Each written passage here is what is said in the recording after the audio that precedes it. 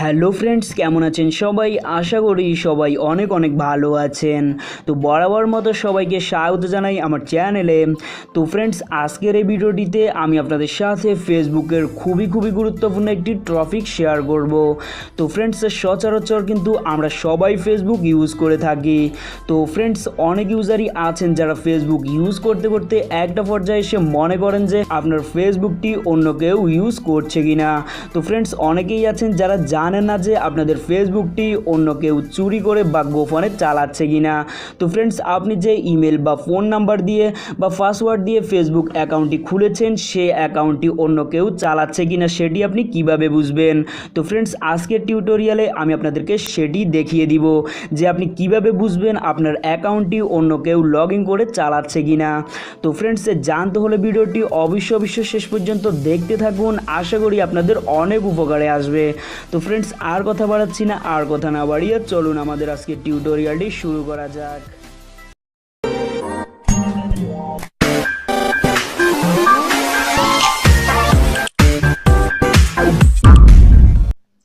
তো friends, first of all আপনাদেরকে যে কাজটি করতে হবে, আপনাদের যে ফেসবুক অ্যাকাউন্টটি আছে সেটাকে আপনারা সিম্পলি ওপেন করে নেবেন। তো ওপেন করার পর এখানে কোণা দেখতে পাচ্ছেন 3 লাইন অপশান, তো আপনারা সিম্পলি 3 লাইনে ক্লিক করে দিবেন।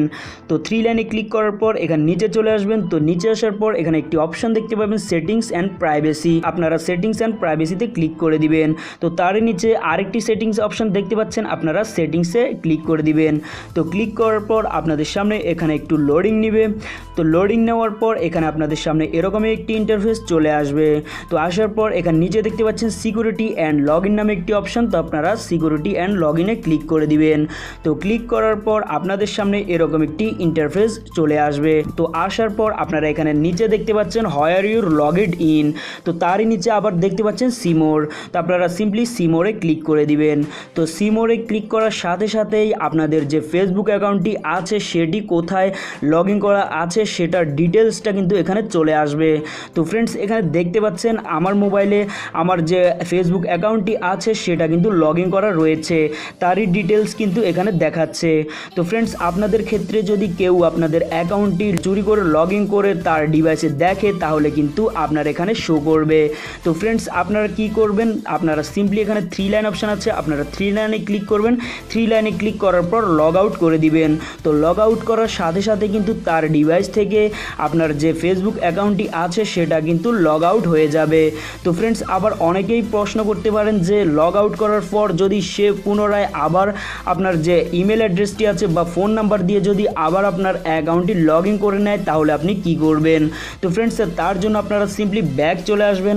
তো ব্যাক চলে আসার পর এখানে আপনারা নিচে চলে আসবেন। তো নিচে আসার পর এখানে দেখতে পাচ্ছেন চেঞ্জ পাসওয়ার্ড, তো আপনারা সিম্পলি এটাই ক্লিক করে দিবেন।